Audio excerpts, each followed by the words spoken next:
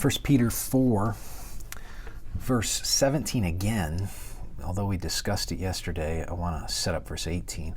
For it is time for judgment to begin at the household of God, and if it begins with us, the church, plural, us, what will be the outcome for those who do not obey the gospel of God? So you immediately have two parties, right? You've got believers, they'll be purified, and you have non-believers who will be exposed, and in that way they'll be condemned. Their real hearts will be shown. The next verse, verse 18, quotes the Greek Septuagint of Proverbs 11:31. So it's not the Hebrew that it's quoting, but it's quoting the Greek Septuagint translation. And, this is verse 18, and if the righteous is scarcely saved, what will become of the ungodly and the sinner? Suffering's hard. Suffering's hard. And sometimes you feel like you just barely make it through. And this verse is saying if the righteous barely makes it through, what's going to happen to the ungodly in the midst of suffering? I want to turn this on a little bit of with a little bit of a missional turn. And what I mean is this.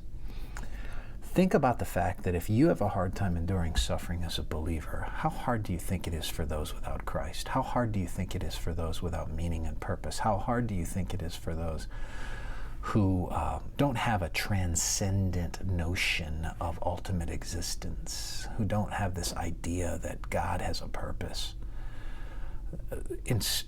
Instead of that making you sort of dwell upon your own suffering or causing you to resent the ungodly, let that sit with you in a missional way where you recognize that people who are suffering in this world without Christ, how desperately do they need Jesus?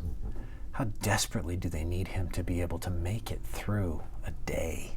How desperately do they need to be able to make the connection of dots between their suffering and God's ultimate purposes?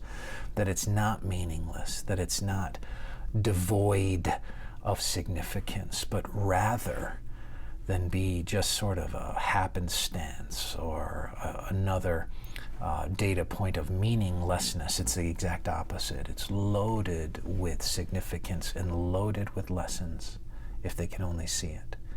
So my encouragement to you is to show the compassion of Christ to people who are suffering and lost, so that they might be able to connect the dots and see that ultimately God is in all the details, even the painful ones. May the Lord bless you as you minister to others.